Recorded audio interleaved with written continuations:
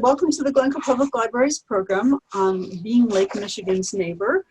I want to give a special shout out to the Glencoe Sustainability Task Force, which is our co-sponsor of the program and did all the organizing for it. And I want to especially commend the efforts of Barney Gallagher, Linda Lynn, and Megan Olson, who made this possible. This is a webinar that is Q&A enabled, so if you have any questions, you can type them in anytime. But we're going to put off answering them until the presenters have finished their programs, and then I will read the questions out loud, and then they can do their best to answer them. If you have any tech issues or things that you might think that I could help you with, please chat me privately.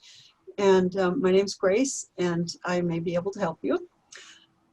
So as I said, this is going to be recorded. So if you know anyone who's missing the program and wants to see it, they can view this on GPL's YouTube channel. We'll get the recording up on our channel by the end of this week. And to access it, you just go to the library's homepage, look under digital content, and then GPL YouTube. Or you can email me and I'll send you the link. So I'm going to hand this over now to Peter Mulvaney. He is with the Sustainability Task Force, and he's a water resource engineer and trustee of the Village of Glencoe, and he will introduce tonight's speakers. There you go, Peter, it's all yours. Thank you, Grace. And first off, I'm honored to be the representative of the Glencoe Sustainability Task Force to introduce our speakers tonight. And also thank you to the library for allowing this format. Grace, I really appreciate this opportunity. I think it's important to get this message out on the Great Lakes. And I'm really thrilled that there are so many people here who've come to learn more about how we can manage our incredible Great Lakes resources in a better way. So our format tonight is going to be a dialogue and a narrative here from our two speakers. We will not be distracted by slides. I'd like to, what we'll do is basically look you in the eye in the camera and share with you some information. We'd like to hold questions to the end, but you can chat them anytime. And then towards the end, we'll go ahead and answer any questions.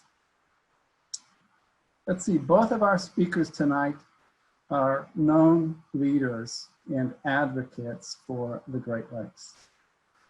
They have both local and national reputations as for the strategies that they've put forth in managing water more sustainably.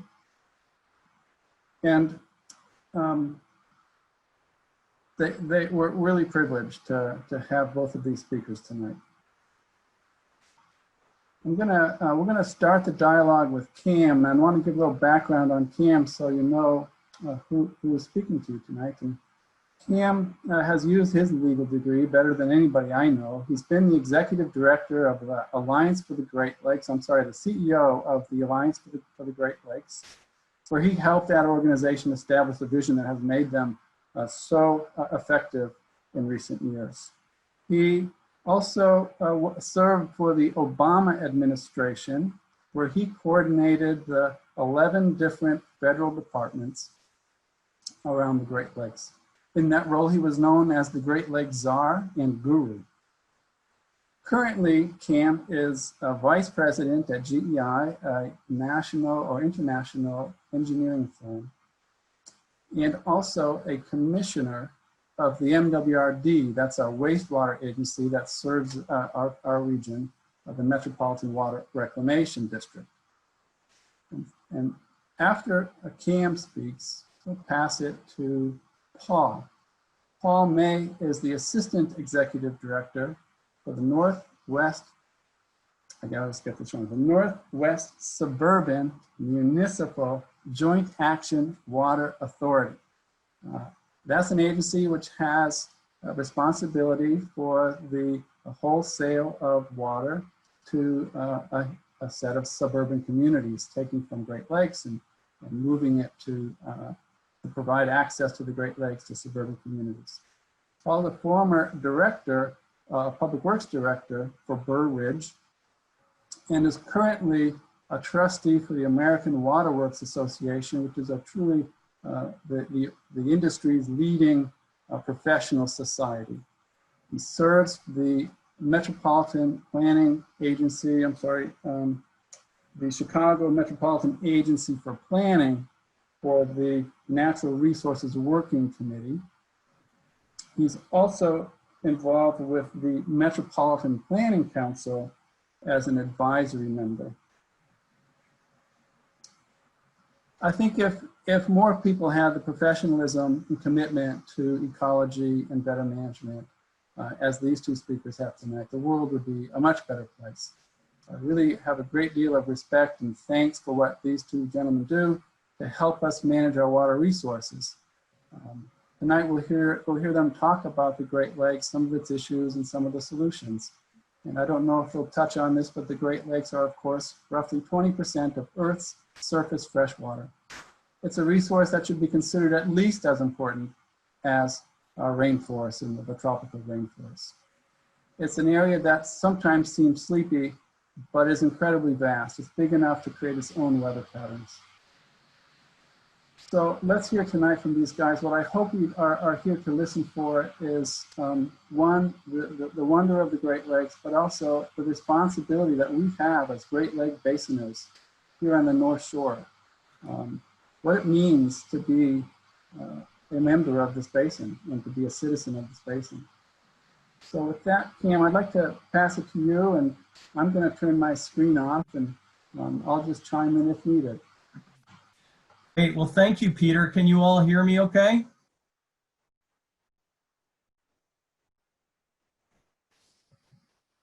Can you all hear me okay? Somebody give me a thumbs up. Yeah, I can. Okay. All right.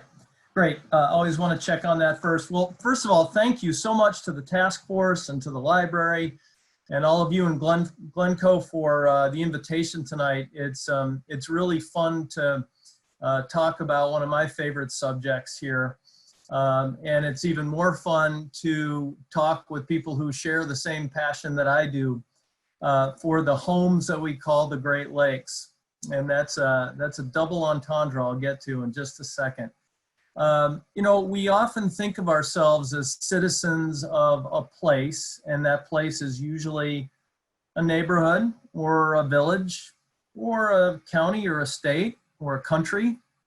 We don't often think of ourselves as citizens of a watershed, but our watersheds were here long, long before our Constitution established our country, our states, and so on. So it's kind of fun to think of ourselves as citizens of the Great Lakes watershed, and in particular, citizens of the Lake Michigan watershed if you're within that part of the drainage basin. We have a long, rich history in this region of the Great Lakes that's really easy to forget because we get busy in our day-to-day lives. But here in the Great Lakes region, we actually have 34, 35 federally recognized Native American tribes. That's something to really think about here. You know, we think about Indian country as being off to the west somewhere, or maybe the south, or maybe somewhere up north. But actually here we have a very rich and very proud set of Indian and Native American reservations, tribal governments, and tribal members that do heroic work to help protect the Great Lakes all the time. Some of the closest ones are the Pokagon Band of Ojibwa over in Michigan, if you head over into Berrien County, just on the other side of the lake. And then up north, we have a lot of other Ojibwa tribes that circle Lake Superior and venture down almost into with the Lake View Desert tribe, where is in Waters Meet, which is where Lake Superior's, Lake Michigan's, and the Mississippi River's watersheds all convene, all begin. So it's easy to forget that long before European settlement, we had some of the original inhabitants of the region, our Native American tribes that are still with us today. We also have a rich history in terms of European exploration too, with the French settlement and then the mass migration from Europe that happened into the 1830s, 1840s and beyond. I know my own family moved to Illinois in the 1830s from Maryland. And I'm going to venture to guess that a lot of us on this webinar tonight have similar kinds of stories they can tell. But at the end of the day, we really are also citizens of a watershed. And the Great Lakes really are our homes. We live, work, and play here. And the acronym to the Great Lakes is HOMES. H for Huron, O for Ontario, M for Michigan, E, Erie, and S for Superior. So when we talk about the Great Lakes being our homes, we're talking figuratively and literally here. And it's important to take care of them as our homes. As I often think about, just as we live in our own homes, whether it's a house or a condo or an apartment, we have to take care of those homes. Every 20 to 30 years, we may have to put a new roof on our home. We have to switch out plumbing sometimes. We have to do updates. Why? Because if we don't take care of our homes, they will not be able to take care of us. And the Great Lakes are no different. We have a tendency to think that the Great Lakes are so vast and so expansive that they can pretty much take anything we can throw at them, or in them for that matter, and they can't. As big as they are, as vast as they seem when you stand on the beach in Glencoe and look over the horizon to the east, the Great Lakes really are finite. They really have limits geographically and ecologically. One of the limits we are discovering now is the limits that are now being imposed upon us by climate change. We have seen in our region the wettest May on record. That was followed by the wettest May on record before that, which was last year, 2019. And that was followed by the wettest May on record before that, which was just the year before, 2018. So 3 years in a row, we've now seen the wettest May since records began to be kept about 100 to 120 years ago. And that is starting to say something. Climate change may seem like something that happens way off in the atmosphere or in the stratosphere, but it is actually something that is kind of a slow motion movie for us. And nowhere does climate change appear more readily than with our water resources. When you start to see advances in precipitation, like we've seen the past 3 Mays, that's an indicator that climate change is kicking in. That has had an impact on water levels around the Great Lakes. Here in Lake Michigan, for example, we have had almost 6 straight months of record-setting high water levels for those months, starting in around January. And I'm going to talk a little bit about that because it's on people's minds. I am getting the question a fair amount today about, why are we setting new records with water levels in Lake Michigan and around the Great Lakes, and how long is this going to last? It's a hard question to answer, but picture in your mind a roller coaster. For those of you who can see, I'm kind of ebbing and flowing with a gesture. Our lake levels basically do that. Starting around March, they tend to go up. Lake levels tend to go up until around October or November. They can sometimes settle out in the summertime. Why is that? That's because in the winter months, we have snow, we have snow melt, we then have our April showers and May showers. That all leads to more water going into Lake Michigan and the other Great Lakes. And then there's a lag time. So even though it rains, that water may not show up in the Great Lakes without some kind of delay. So between March and fall, we tend to see water levels go up. Then, usually we have hotter, drier summer months like June and July and August, often September as well. Because of that typically hot, dry weather, we then usually see those water levels coming down around the October, November timeframe. Part of that ebb and flow cycle. What happened last year was very unique.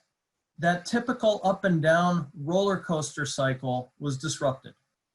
With both the wet May that we had last year and the lack of a hot, dry summer, what we saw was water levels start to go up in March, go up in June, go up in July, go up in August, September, and when they were supposed to come down during those months, those water levels actually stayed relatively level. Why is that? Because we actually had a fairly wet summer and we had a fairly wet fall.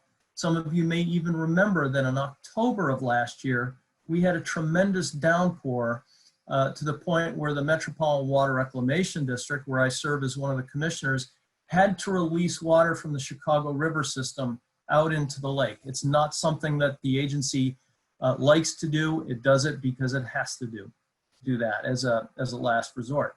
But last year, we did not get the relief of a typical seasonal dry weather cycle between the summer and the fall. So lake levels stayed relatively elevated, and then they went up again as they typically do when you got to the spring. So those are some of the dynamics that we've been seeing that have led to the roller coaster ride in most years around Lake Michigan, but over the past year in particular, especially high lake levels. What does that mean for the future? What I would say is one indicator is whether this summer has been a typical hot, dry summer. And so far, if you take a look at some of the data provided by the Illinois State climatologist, you see that this summer has been relatively dry. I won't necessarily say it's been hot, but it has been dry. It's not to say we haven't gotten rain, but we have had not nearly as much rain as we've had in the past year or so. That ought to lead to the more typical cycle kicking in come this fall, where we start to see lake levels start to at least taper off, if not even drop a little bit. And if you take a look at the forecast, the 6-month forecast by the Corps of Engineers that they keep and update monthly, their hydrographs, their forecasts bear out that it's not likely we're going to keep breaking those monthly high lake levels. Why is this happening? It's happening because of climate change. It's not a matter of whether it's going to happen or when it's going to happen. It's happening. And it expresses itself right here at home on the Great Lakes. In fact, Lake Superior is one of the fastest warming lakes on the entire planet. All right, so with that as a little bit of a background, knowing that we've got challenges around the Great Lakes, whether it's climate change or cleaning up some of our toxic hotspots like Waukegan Harbor, not too far from Glencoe, trying to replace habitat that's been lost, reducing polluted runoff, and so on. Who the heck is responsible for the Great Lakes? How do we protect them? How do we restore them? Who's in charge here?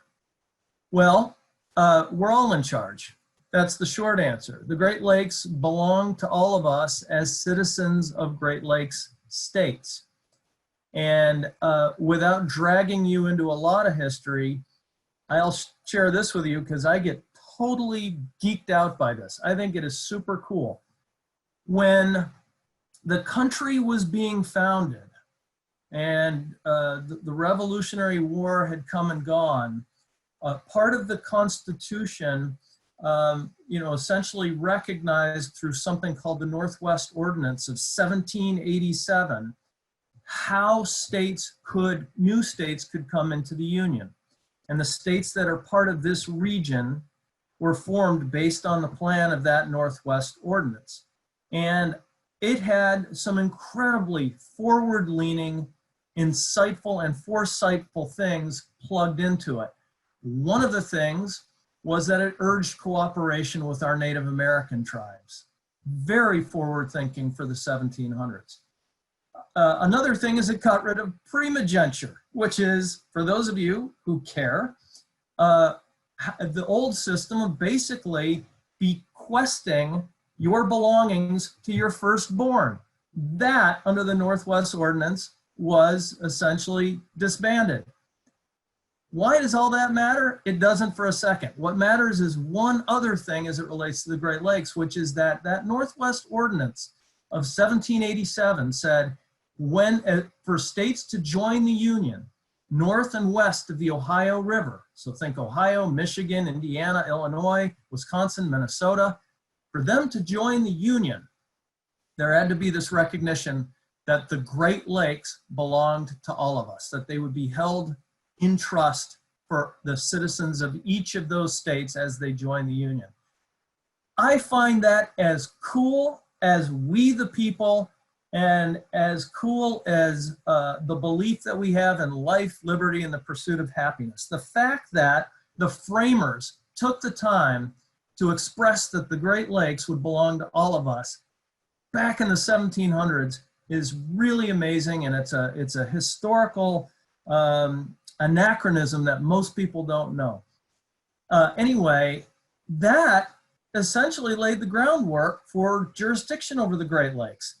And right now, even though the states have jurisdiction over the waters of the Great Lakes and the fisheries of the Great Lakes, given the interstate nature of the Great Lakes, the federal government also has a role to play right now. The Clean Water Act, which was passed 50 years ago as of 2022, so we're coming up on the 50-year anniversary in about a year and a half to 2 years, has a huge role to play in the management, the protection of the Great Lakes, and consequently our public health. We also have an executive order that was signed by President George Bush, the second Bush, basically establishing an interagency task force for 11 federal departments to coordinate over the protection and the restoration of the Great Lakes. So there's a national jurisdiction over the waters that we all love. There's also funding jurisdiction too. There's something called the Great Lakes Restoration Initiative, which has been providing about $300 million per year for investments to help protect and restore the Great Lakes. It's an incredibly important program. It's under threat every year, but luckily on a bipartisan basis, Congress has always stepped in to make sure that the Great Lakes have that investment, just like we invest in our homes, whether it's a new roof or new infrastructure in our homes. I'll close with this, trying to bring it home just a little bit more locally. What makes our part of the Great Lakes so special? And I say this as somebody living and having a family in Evanston, just south of you in Glencoe. I think one of the things that's really cool about where we live is that it's the intersection of the Great Lakes and the Mississippi River Basin. If you go back and read some of the journals and the letters of the French explorers, they traversed through the Chicago River system, which used to flow into Lake Michigan, but during the wet season, created a marsh that, in a very shallow way, created a water corridor between the Chicago River system and the Illinois River system, which flows into the Mississippi and then down into the Gulf of Mexico. I also think one of the things that's really interesting about our place are these amazing communities that we have from Chicago all the way up to Zion, which are incredibly special. And I feel like we're blessed every day living in the communities that we live in along this amazing, magnificent lake, which is the largest lake wholly within US borders. So let me close with that, and I'll be glad, Peter, to answer questions once I sit back and listen into what Paul has to say. Well, thank you, Cam. What a great explanation about the Great Lakes in general. I share your love. I know that many of the people in Glencoe, I'm sorry, deepest apologies, I know it's Glencoe, Peter and everybody that's on the call here probably shares that love as well. And so I'll share a very quick story about the Great Lakes. I grew up in northern Indiana, north central Indiana in the Great Lakes Basin, and my family camped for vacations. And so when I was 12 years old, we took a trip, and it was around all the Great Lakes. So we went east up through New York, up around all the Great Lakes through Canada, and then back down through over Lake Superior and back down through Wisconsin. And so when I was 12 years old, I got to swim in all the Great Lakes. And some of those Great Lakes are really, really cold, even in August. And it's one of my favorite memories to this day. And so now I found myself in a position where I'm a steward for the Great Lakes in certain ways. And in Glencoe, you have a special and deep appreciation for the lakes because you share it as a boundary to your community.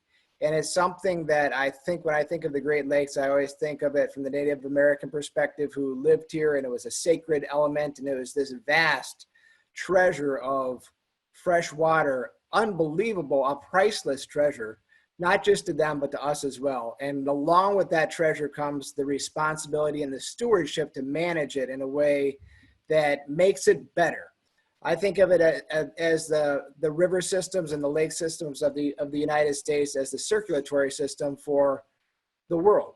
If you look at the rivers from the small stream all the way down through the larger rivers and the Mississippi River and the Ohio River to the oceans, it very much resembles a circulatory system. If you cut the earth at certain places, water flows out, just like the circulatory system. And so I think of it for those of us who live on the Great Lakes as the heart of the earth, or at least the heart of North America, where it is a sink for resources. It is a source for recreation.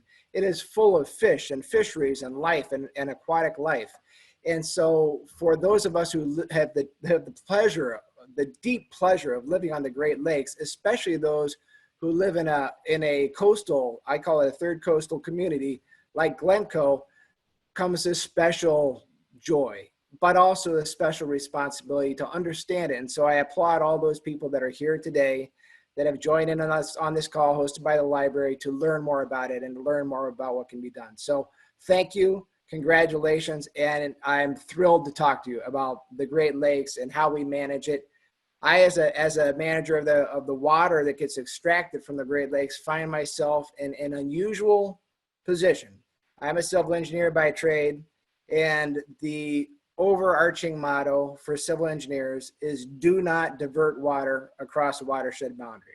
That's the primary, that's the do no harm level of ethical guidance for civil engineers. Nonetheless, Illinois, those of us in Illinois, and not you in Glencoe, because Glencoe actually is in the Great Lakes boundary, in the Great Lakes watershed. But if you look at the Great Lakes watershed, all of Michigan essentially is in the Great Lakes watershed. Almost all of Wisconsin, most of Minnesota, large swaths of Ohio and Pennsylvania and New York, large swaths of Canada across the international border. Even our arch nemesis in Indiana has way more watershed in the Great Lakes than we do. But Chicago, and there's a very interesting story about this. Chicago in the late 1800s began to have water quality issues. And that was the result of the fact that we pulled our drinking water from Lake Michigan, the city of Chicago, which was one of the largest, most quickly growing communities, one of the most quickly growing communities in the United States at that time. But we also ejected our sewage in Lake Michigan. That began to cause all sorts of health issues caused by waterborne disease. And in the late 1800s, around 1890, the sanitary district was created, and the solution was developed to reverse the Chicago River, an engineering feat to be sure.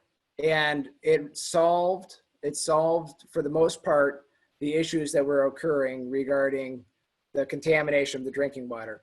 What was the solution? Send all the sewage down to St. Louis, pull the drinking water out of Lake Michigan and send all the sewage down to St. Louis. Well, that caused some consternation, to say the least, not only from St. Louis, but from the other Great Lakes states who recognized that water was being diverted across the watershed. Nonetheless, it was causing a great health benefit, which is not something to be trivialized. It was causing a great health benefit to the people of Chicago. And so over a series of legal battles. In 1967, the Supreme Court established a decree which allows the state of Illinois to extract from Lake Michigan 3,200 cubic feet per second of water, to utilize that water for a variety of purposes, including drinking water, including sanitation, makeup water, they call it, to keep the water quality in the sanitary and ship canal adequate, and other sources as well, including lock leakage. And the lock is down by Navy Pier. So if you've ever been down by Navy Pier, you will see a lock there. That's the lock that controls the water going into the Chicago River, which now has been reversed to flow away from its source over the watershed boundary. And rather than going through the St. Lawrence Seaway, which is what water in the Great Lakes would normally do, it gets extracted over the Continental Divide, the Lake Michigan, Great Lakes, Continental, the Lake Michigan, Mississippi River, Continental Divide, and flows down through St. Louis, down to the Gulf of Mexico. So the water that comes to the city of Chicago and many of the collar communities and Western communities flows over the watershed boundary, and rather than flowing to the Atlantic Ocean through the St. Lawrence Seaway, it flows west to the Mississippi River and down to the Gulf of Mexico. It's a very interesting story. There's been a number of books written about this. It's filled with lore, I will say, and is an interesting dilemma for somebody in my position who it's my responsibility to manage the water that gets extracted from Lake Michigan and ultimately diverted to the Gulf of Mexico. And so as a steward for that, we want to make sure that we utilize that wisely from an economic perspective, from an ecological perspective, and from an environmental perspective, to make sure that we are very careful and very diligent with our stewardship of that resource. How priceless is that resource? That's a question you might ask. And so there's a fun calculation that can be done, which is 3,200 cubic feet per second times all the seconds in the year, times Chicago's current water rate, which is about $4 per 1,000 gallons, yields a value, let's call it a market, let's call it a street value, of $3 billion per year that was granted to us by the Supreme Court decree. $3 billion. There's no other state in Canada or city in Canada or North America that has that privilege. It was a gift from the Supreme Court, which is unique in every way and comes with a deep responsibility to make sure that it's managed properly. And so we in the Great Lakes, Glencoe is in a special position because Glencoe is within the Great Lakes boundary and has every right under all engineering guidance, EPA guidance, state, local, Canadian, United States guidance to use that water. And so Glencoe is in a position to manage that and handle it in a way which is conventional throughout the Great Lakes region in the United States and Canada. The rest of the Chicago region is in a very different situation. Where we have a finite amount of water to be utilized.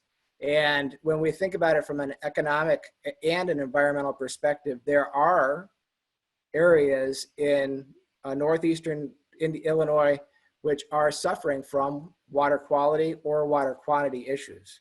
In northeastern Illinois, if you look at the watershed boundary, it's very, very close to the Great Lakes.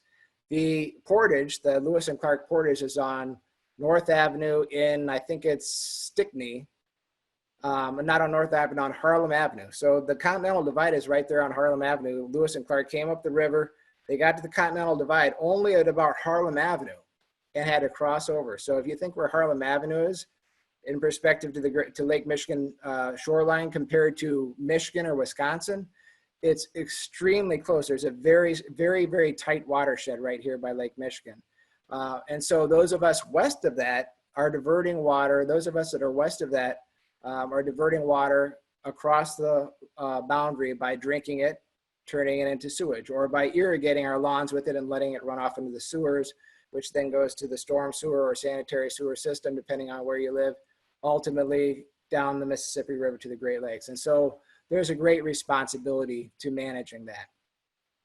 When we think about the management of water in northeastern Illinois, it's extremely, extremely fragmented. And this is unfortunately not atypical in the Midwest. We have this beautiful water cycle, and I described it as the circulatory system for the earth. You have the sanitary system that humans have created to manage our waste. You have the drinking water systems that humans have created to provide drinking water to our civilized society. And then you have the stormwater system, which is a way to manage the environment's impact on our built world. The three of those things in northeastern Illinois are not generally coordinated among towns geographically, or amongst the three segments of the water cycle. And so that creates a situation where there's an opportunity for us. There's an opportunity for us as consumers of drinking water, as payers to a tax-paying body that manages the wastewater, and as victims sometimes of flooding because of the impact that we've had on the earth. There's an opportunity for us to say there's a better way. Rather than one town looking at their flooding situation and another town that's in the same watershed looking at it differently, or the drinking water system or the wastewater system looking at it individually, there's an opportunity to use a new philosophy, which we refer to in the industry as a one water approach. And the one water approach is a philosophy through which the managers of the water system, so the three cycles, and geographically throughout a built environment, would coordinate the work. They would coordinate the work so they take advantage of synergies that compound and magnify in a positive way. So maybe funding for the drinking water system or the wastewater system would provide solutions for flood control, which is currently mostly unfunded in the United States, and certainly in the Midwest, where there's flooding problems that exist as a result of climate change, as Cam mentioned, but also as a result of our impacts to the world by increasing additional impervious area and by modifying the surface of the earth. We've created a situation that it's our responsibility to manage, but that's currently unfunded for the most part, and is resolved really only when there's a catastrophe or property damage that requires a solution. On the drinking water system, the consumer pays for what they use. So the consumer has full autonomy to control what they pay for and what they extract, and their provider then has the responsibility to manage that. If you don't want to pay anything for water, you don't have to use any water. You won't pay, in most cases, mostly anything. If you use a lot of water, you'll have to pay more. And so there's a price signal that goes to the consumer on the drinking water side that drives, in theory, in most cases, would drive better behavior as far as consumption behavior. In Cook County and other areas, there are wastewater treatments that have been regionalized that are paid for by taxes, by property taxes. So a person with a higher property tax may pay more for wastewater management than a property that generates less tax, despite how much wastewater they provide or create. And so there's a very disparate, fragmented, fractured situation that there is a better solution for. And so there is a movement afoot. There's a philosophy that's generating traction in the United States, in North America, in the Midwest, and even in Chicago to say, let's look at a better way. Is there a better way that those groups could cooperate together to share objectives, to share funding, to share governance structures, to share management of the entire water cycle in a way that's cohesive, in a way that perhaps the Native Americans understood, or people with more environmental or ecological viewpoint might see as valuable. And I think that that's one of the things that in our case should be a paramount objective. It's a paramount objective for me as a person who's engaged intimately and on a daily basis for management of the water system. And it's something that I know would resonate with many of you who live right on the shores of this beautiful, tremendous asset that we have in our state and throughout the Great Lakes Basin, but really in a unique way in our state. And Glencoe and the other North Shore communities have a unique opportunity to manage it and advocate for ethical and advanced and progressive management of the system throughout the region. I knew a person who had a drag race car once, and I would occasionally help him work on it. And he would cut where the bolt stuck through the nut. He would cut that little 1/4 inch of bolt off. And I was so aggravated by it because it seemed like such a waste of time. And I said, why are you cutting that off? Why don't you spend your time fixing something to make the engine more powerful or changing something on the car that would make it go faster? And he said, Paul, every 100 pounds cuts 1/10 of a second off my time. He said, and I can win a race by 100th of a second. And then he pointed to the corner of the garage, and there were 4 5-gallon buckets full of steel, little scraps that he had cut off and weighed to see how much time he would cut. And it was a huge difference. And so when we think about our stewardship for the Great Lakes, sometimes when we think about this tremendous, vast resource spread across two countries, 20% of the world's fresh water, the size and the scope and the magnitude of it seems tremendous. But and it may cause us sometimes to think, well, there's not anything that I can really do. I can't have an impact. But if we all do a small thing, it can have a huge impact. If none of us do anything or are not interested, and this is the reason I commend those of you who are on the call, if those of us who have an interest don't do anything, then nothing will be accomplished. And so I would encourage you all to remain engaged. I would encourage you all to advocate for better management of the water resources through the Great Lakes Basin, and especially in northeastern Illinois, which has this very, very unique situation. I would encourage you who live in Glencoe in particular, that have this beautiful resource, to enjoy it as often as you can. Use it for recreation, and use it for a walk, and use it to paint it, or be the inspiration for a symphony. What we have is extraordinary. It exists nowhere else on the planet of Earth's surface. It's 20% of the fresh water in the world. We have a great, deep responsibility, is one that I take to heart. I thank you for joining us here today. I thank you for Cam and Pete for their advocacy as well. And I look forward to answering any questions that you have, and continuing to partner with you in this effort. Thank you. Thank you, Paul. Thank you, Paul, and thank you, Cam. We have, that's great. I have a couple of questions here to pitch to you that came from the Q&A. The first one's from Barney. He wants to know, what more can be done to protect the lakes from invasives like carp? Are there other invasives that are of concern but aren't getting the press? Cam, you're on mute. Thank you, Peter. Yeah, so while I was with the Obama administration, I co-chaired the Asian Carp Regional Coordinating Committee of about a half dozen federal agencies to keep Asian carp out.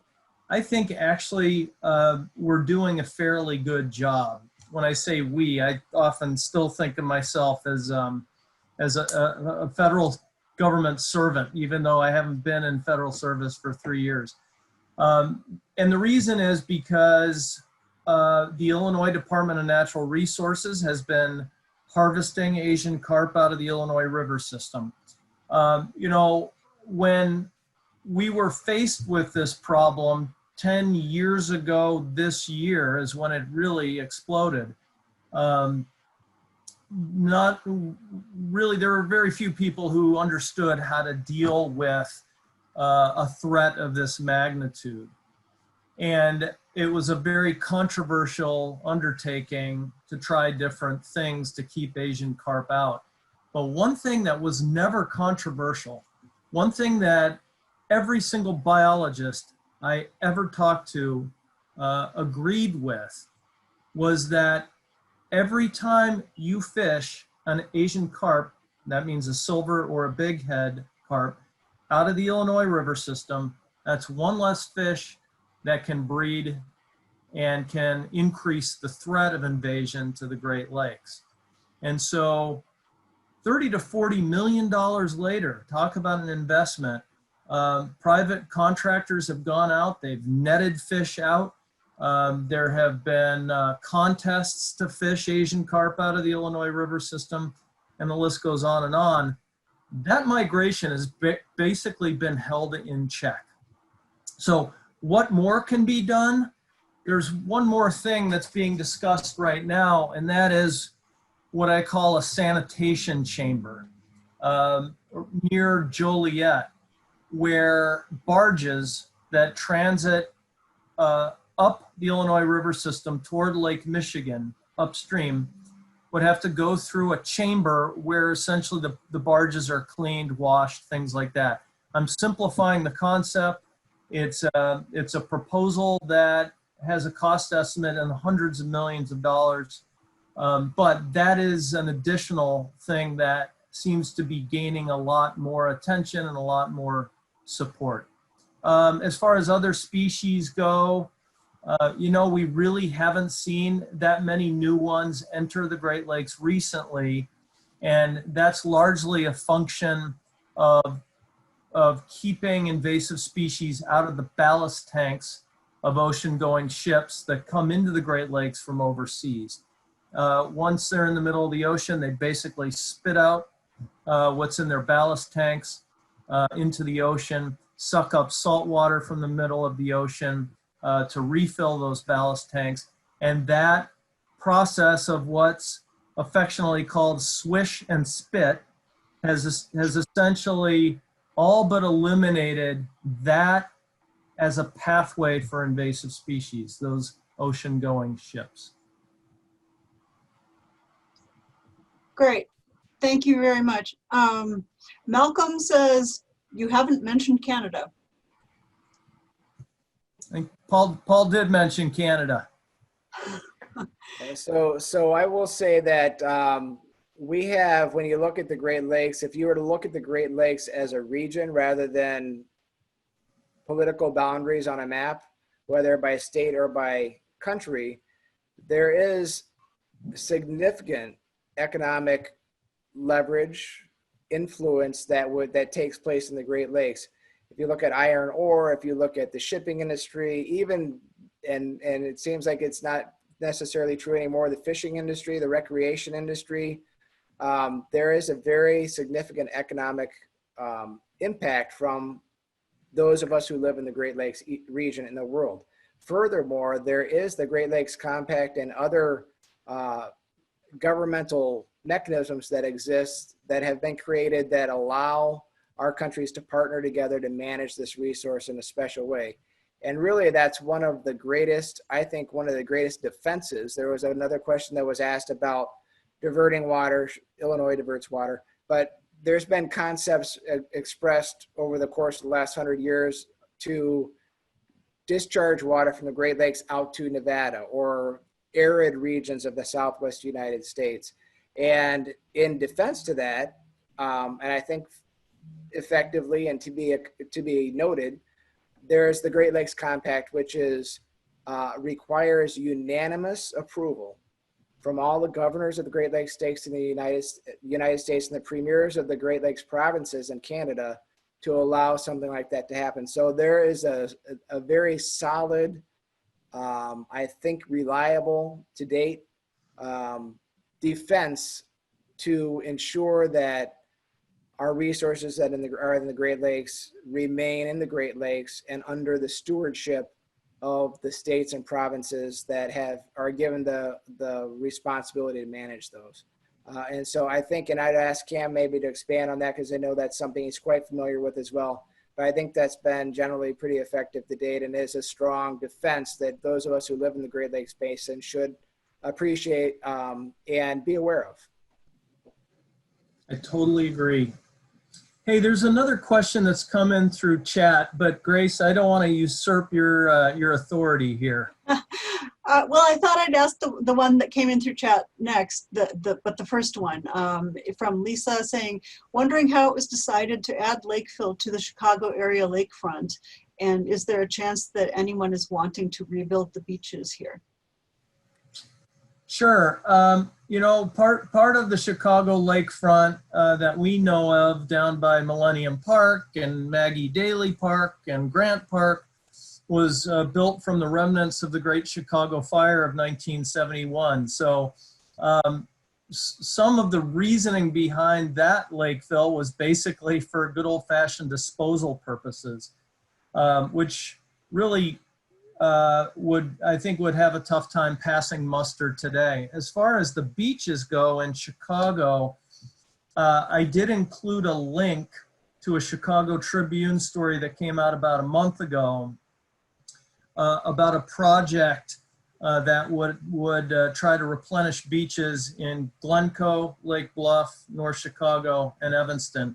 But hopefully you can get that link and see it for yourself rather than take up time here. But I am happy to connect with people offline after tonight if anybody's interested. I'll just give you my email address. It's Davis C, that's DAVISC @MWRD.org, stands for Metropolitan Water Reclamation District.org. Thank you. Lovely. An anonymous attendee wants to know, is there any political muscle being applied to implementing a One Water strategy? Well, I'll start that one then, and Cam, and you can expound if you like. I would say that the One Water approach is being driven at this point by industry insiders and advocates, environmental advocates that want to see better management.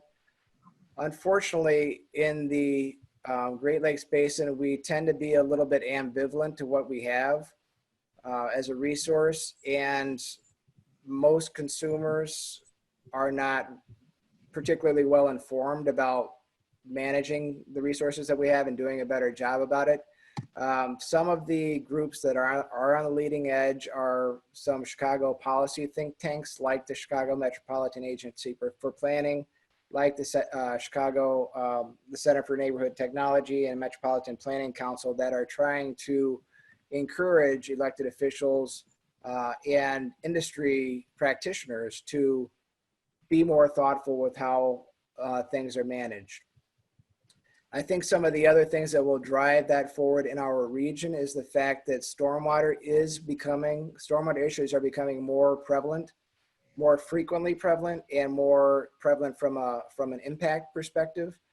I think that's going to continue to get more significant as climate change advances, because what climate change forecasts are calling for or forecasting is more significant peaks in the rainfall events. So that might not mean that we have more rainfall each year, but it might mean that the events that we do have are short and particularly intense. And that is what causes flooding in a metropolitan area and in a built environment. And so right now, flood control is essentially funded by grant applications, which means that only the most severe situations that result in property damage get funded, or towns that have the means to fund solutions on their own. And I think one of the things that might drive forward a One Water approach in our region is the fact that that is going to become an increasing issue, and there's no funding source for it. What there is a funding source for is drinking water, which the consumer pays for what they use. And what there is a funding source for is wastewater management, which the consumer either pays for what they use, or it's a combination of the consumer pays for their impact plus a tax. Now, if there were a One Water approach, that could be managed in a more elegant way, where funding is dispersed in a way to manage the resources that we have across all three segments of the water cycle: drinking water, wastewater, and stormwater, and would allow a solution to be put in place where the funding mechanisms that currently exist could provide a source of funding for stormwater management as well. Okay. Oh, go ahead, Cam. Did you? Yeah, just very, very quickly, you know, one of the things that I love about what Paul's talking about with the One Water concept is that there are just so many opportunities embedded within trying to integrate our how we deal with our water. And I just posted in the chat something that's a link if anybody's interested. I was asked about this question, not using the terminology One Water, but where we can harmonize and even integrate some of our utilities and the functions that our utilities serve. And that the term that I use for that is consolidation. And I did speak to that in a recent Sun-Times piece that was just posted online September 8th. So you can find the link in the chat, or you can do a Google search for it and learn a little bit more there. Great, thank you. The questions are just kind of pouring in. And I know, Cam, you have to leave early, but I have another 5 minutes or so. okay. Here's a very Glencoe specific one asked by Dudley. Every year we have to close Glencoe Swimming Beach due to pollution. What can we do to prevent this problem? Paul, you want me to just dive in on that? Go for it, Cam. Okay. Well, pathogenic pollution usually is created through animal poop. No getting around it. When sewage overflows take place, it can be from human waste. But more typically, beaches are closing from elevated levels of pathogens because of animal waste. So what can we do? Practice good beach hygiene. That means if there is garbage overflowing out of trash cans around beaches, municipalities can put covers over those garbage cans. That helps keep trash from flowing out, being accessible by animals, things like that. Another thing that we can do is not feed the wildlife. Number one, it's not really good for them, but number two, if we feed wildlife on our beaches, that just encourages those animals, whether they're seagulls or raccoons or possums, to leave their waste behind, which then elevates those pathogenic pollutant levels. And if you're going to take a picnic to the beach, great. Just be really mindful that you're packing out what you pack in and you're disposing and recycling properly and not leaving anything behind. One of my most interesting anecdotes is staff from the Department of Water Management in Chicago, and Peter, maybe you remember this from your days, found chicken bones out on the drinking water cribs 2 to 2.5 miles out into the lake. Why would chicken bones ever be 2 to 2.5 miles out into Lake Michigan around a drinking water crib? Because seagulls were getting to leftovers, the smorgasbord that we leave behind around our beaches and our communities. So that's one very important thing we can do, is just practice good beach hygiene. Peter also asked, what are the most pressing issues threatening the Great Lakes in general and Lake Michigan in particular? What are some actions that everyone could undertake to help? Well, I think that I'll jump in a little bit here. One thing that established communities, especially communities that were built in the 1800s and early 1900s, are still struggling with is wastewater discharge into the Great Lakes. Chicago managed that largely by reversing the Chicago River and sending the sewage down to St. Louis. But there are still occasions in Chicago within the metropolitan area, even on other waterways as well, on the Fox River, Kankakee River, and others, where there are wet water discharges which include sewage. So many older communities, and let's say this is before early 1970s and later, rather than having a storm sewer system and a sanitary sewer system, there was a combined system. And what that did is it commingled the stormwater with the wastewater and created a situation which is problematic on two fronts. One, it required that typical stormwater go through the wastewater treatment system and cycle, which uses energy, and it uses chemicals, and it uses manpower and labor, and the size of the assets, the size of the sewers have to be larger. And so it is inefficient. But that's not really the paramount issue. The paramount issue is that during wet weather events, which are becoming more frequent, spiky wet weather events, it causes those systems to be beyond capacity.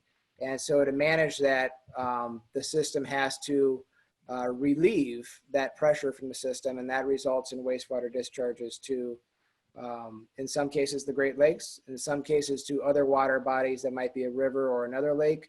And that's something that we as engineers are challenged with, municipal engineers, to try to separate those systems so that communities that might be more established, like Chicago, like Evanston, like Oak Park, towns that are close collar communities that have been around for 100 years, to take efforts to continue over time to continue to separate the sewers so that that problem ultimately is remedied.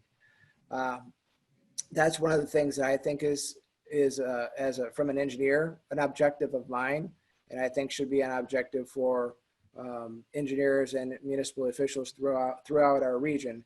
From a more personal perspective, I think that we should be pleased that from a grassroots perspective, people have incorporated rain barrels. MWRD, where CAM works, provides free rain barrels or subsidized rain barrels occasionally to people within Cook County. Correct me if that's not wrong. Not right, Cam. I don't want everyone calling there asking for a free rain barrel, but I know that there $50 per barrel delivered. Okay, all right. And other communities do that as well. And so whenever we utilize water that comes to us naturally, that lands on our property and stays on our property, that helps the sanitary sewer system, the wastewater system, it helps the stormwater system, and it helps the drinking water system. So things like that, simple things that we can do on our own property. If we harvest our own water from our rain barrels, we did not have to bring it from Lake Michigan through pumps that use energy to get chemically treated to come to our house to water our plants. We didn't have to discharge any water to the wastewater system, and we didn't impact the stormwater system as well. Whenever I give speeches, I always ask first, is there anybody here who grew up overseas in a country that did not have a built water system? And there's always several people that raise their hands. And I say, do you find it odd that 3 years ago in this country, we had a movement called the Ice Bucket Challenge, where as sort of a, I don't know, photo opportunity, we extracted water, in our case, from Lake Michigan, pumped it through the pumps, treated it with chlorine, disinfected it, pumped it out further to the suburbs, ran it into our house, turned it into ice, put it in a bucket, and dumped it on our heads. And that's confounding to most of the people in the world, which I think is an illustration of what we have and the degree to which we're apathetic to our management, to the priceless nature of what we have. And I think it's illustrated in that case in how we utilize it. So simple things of just being aware of how we utilize water. If that grows on a grassroots level, like using rain barrels has, and our consumption goes down, that's to everybody's benefit. Thank you. You know, we've got so many questions here. I'm just going to start picking a few here and there. Peggy wants to know, regarding the proposal to move Waukegan sand to Glencoe and elsewhere, isn't it polluted sand? Go ahead and take a shot at that, since I'll be working on that a little bit outside of my role as an MWRD commissioner. The idea is that there will be independent testing to look at that. I know that the harbor was polluted with PCBs. PCBs bind to organic material like silt and sediment, not sand. And the harbor cleanup was completed years ago. So, where the sand would be coming from has been tested a lot by the Corps of Engineers over the years. So it's a good question. I think there's going to be some independent testing to verify. I know I would be surprised if there is a pollution issue where this sand is going to come from, which is basically in the outer approach channel, not in the harbor. Great, thank you. Next one, kind of fun. What do you think of including Lake Champlain as a Great Lake? It already is included, at least financially. When you take a look at how the federal government funds a lot of Great Lakes programs, Lake Champlain is often included as part of those funding structures. So not ecologically, but fiscally, Lake Champlain is often managed hand in hand with the Great Lakes. Great, thank you. Suzanne says, when the Army Corps deposits sand to those communities listed, will they only go to the main Park District beaches, or will they also go to smaller local community beaches such as the Glencoe Dell Beach? Hmm. which back in 2012, the beach was at least 30 feet deep and is now non-existent. That's a great question. And I think Suzanne, if that's the Suzanne I know, hi. It's probably a question that's best directed to the Glencoe Park District, because I believe each of the park districts for those 4 communities were the ones who expressed an interest in the sand. Okay. Sorry, somebody wants Cam to repeat his email address, and it is davisc@mwrd.org. Yes, and like Paul, I put mine in the chat as well. So Right. if any of you ever want a tour of one of our treatment plants when we're all allowed to come back and be human beings again in the outside world, please let me know. We can line up those tours for you. Okay, maybe we'll do one more, and this is a good one. An anonymous attendee wants to know, is there any reason to consider re-reversing the Chicago River given modern sewage technology? That has been, it's been discussed in some circles over the years. I don't see it happening, largely because of the expense involved. But now we have a new dynamic. This past May, when we had the heavy rain event, it turned out that the water level in the Chicago River system for a while there was actually higher than the lake level. And so re-reversing the Chicago River system would be tremendously complex and tremendously expensive. From an ecological standpoint, I'm not sure it would make a big difference because we have so manipulated the plumbing in our region that, you know, getting the water to flow in a different direction, I'm just not even sure it's possible with the money in the universe. Great. Do we have time for a couple more, or how do you guys feel about that? My other video conference hasn't started yet, so go ahead. Okay, back to the carp. Hall wants to know, will we need electric means to ultimately stop the Asian carp? Yeah. Paul, I'm sorry, I keep diving in here. Do you want No, go for it. You're the Asian carp man for sure. Yeah. I've been called that before. Just don't get a tattoo that says that. I know. A tattoo would be great, depending on where it might be applied. So there is this proposal for an electric, or for this cleansing chamber, the sanitation chamber. We already do have 3 electric, what they call arrays, under the Illinois River system right now in the area of Romeoville. And they are effective to a point, Hall. They're not effective when it comes to larvae, and they're not effective when it comes to small fish. So hence the reason for the sanitation chamber a little bit further downstream.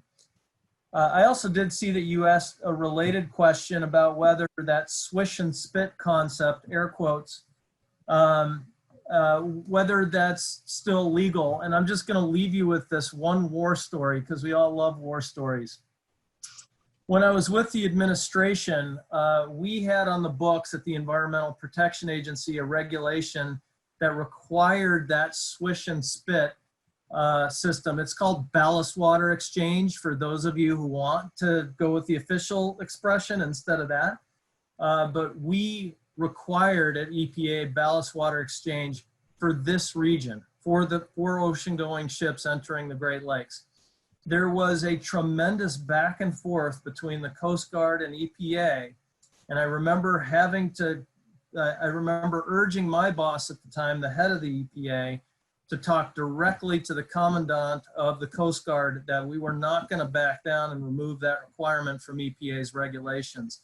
Consequently, we're the only region in all of the United States that still requires that ballast water exchange, that still has that regulation on the books. Congress has tried to take it away a couple of times.